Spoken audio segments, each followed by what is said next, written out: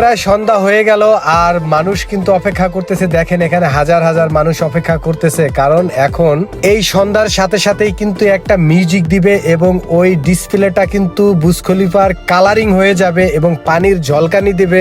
আর পানির কালার কিন্তু চেঞ্জ হয়ে যায়। এই পানির ঝলকানি যখন দেয় সন্ধ্যার সময়, তখন এই লাইটের সাথে সাথে পানির রঙও চেঞ্জ হয়ে যায়। আমরাও অপেক্ষা করতেছিলাম, দেখি কখন এই লাইটটা চেঞ্জ হবে, কখন এই কালারটা চেঞ্জ হবে পুরা ডিসপ্লেটা, আর কিরকম কালার আজকে দেয়। হাজারো মানুষ অপেক্ষা করতেছে, আমরা অপেক্ষা করতেছি।